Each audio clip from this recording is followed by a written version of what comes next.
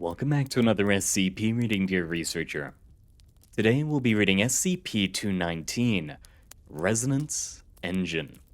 Now without further ado, item number SCP-219, object class, safe. Special containment procedures.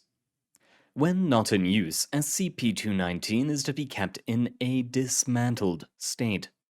All of SCP-219's parts, as well as replacements for those parts, will be stored in the Engineering Division warehouse on the grounds of Site-43. SCP-219 is not to be tested within 24 kilometers of any Foundation facility that houses Euclid or Keter-class objects. Description: SCP-219 is a mechanical device consisting primarily of an array of pistons driven by an electric motor which can be powered by attaching it to a separate generator.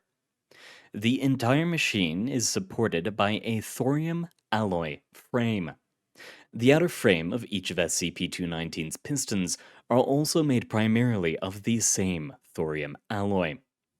Attached to the outside of SCP-219 is a redacted IBM desktop PC, keyboard, and monitor, all shielded with shock-resistant foam to prevent damage to them by SCP-219's vibrations. When SCP-219's computer is turned on, it automatically runs an earthquake generator program. Using the keyboard, a user can select up to 20 items from a list of commonly used construction materials, including multiple varieties of stone, soil, bricks, concrete, steel, iron, data expunged, and glass. Selecting the other option from the bottom of this list brings users to a different screen, enabling them to select other substances, including several types of wood, plastics, paper, and bone. A user may also choose to describe the properties of a material that is not currently on the list, name it, and save it to the list for future use.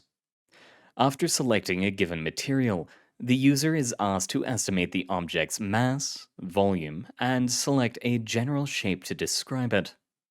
It is not possible to key in the composition of SCP-219 into SCP-219.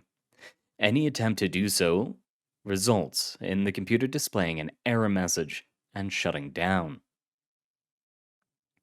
After materials have been selected, the user is asked to specify a range of effect from 50 feet, distances are given in English units, to redacted, or redacted miles, and set 2 timers, one to determine how long SCP-219 will wait before activating once the program starts running, and one to determine how long it will run after it has activated.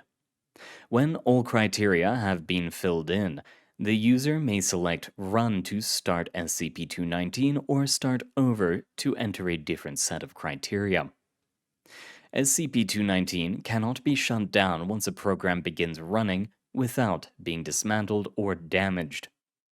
Once activated, SCP-219's pistons oscillate and begin creating vibrations in the air to match the resonant frequency of the materials selected by the user.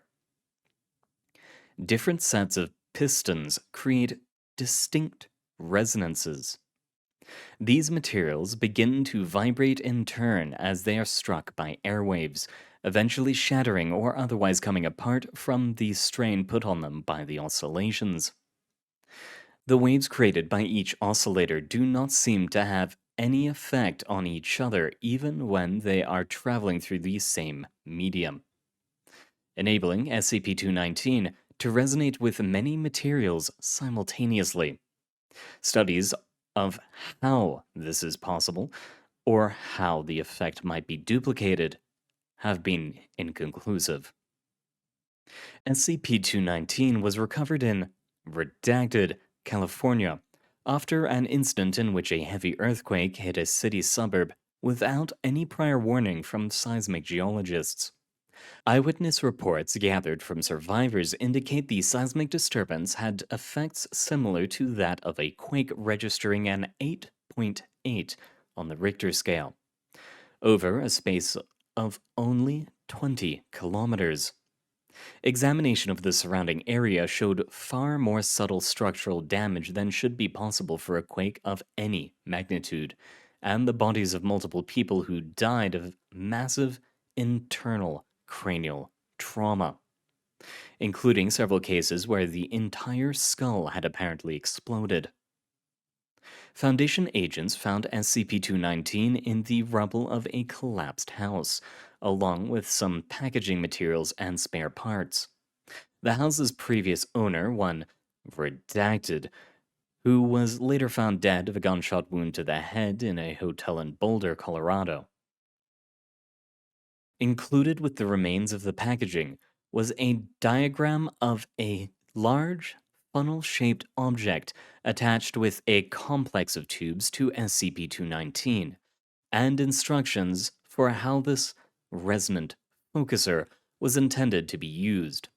Its intended purpose, according to these instructions, was to channel the resonant waves generated by SCP 219 on a much more linear trajectory, increasing the range of the machine in a single direction by redacted percent. The instructions suggest several applications for this attachment, including a makeshift offensive wave cannon, a tunnel carving device, and a resonant annihilator function created by turning the focuser downwards, that is, towards the ground and parallel to the direction of Earth's gravitational pull, and keying the composition of the Earth's core into SCP 219. The search for this missing attachment is still ongoing. Addendum. For those who wish to use SCP-219 for demolition purposes, note that SCP-219 will work most effectively if it is on level solid ground. Also note that for buildings utilizing an internal metal frame for support, SCP-219 is better used to target the frame than the materials built around it. If SCP-219 is still running, but the vibrations appear to have stopped, disconnect the power supply and check to see if the oscillators have ground away the surface underneath themselves. They may not work properly if the ground the machine is sit on is also shaking.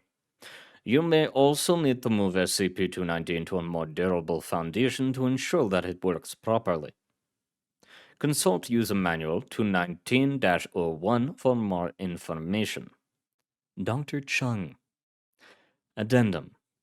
Despite the obvious similarities to Nikola Tesla's earthquake machine, see SCP. Data redacted. SCP-219 clearly must have been built in the last data redacted years after Tesla's data expunged. Given what we know about data expunged, it is most likely that whoever built SCP-219 simply took Tesla's designs and expanded on them. Dr. Chung. Was this responsible for one of the San Francisco earthquakes? Is that what's going on? I think that's what's going on. Well, thank you very much for coming, dear researchers. It has been an honor reading for you. Now, good luck out there. I know that some of you are still doing your finals, and I hope to see you next time.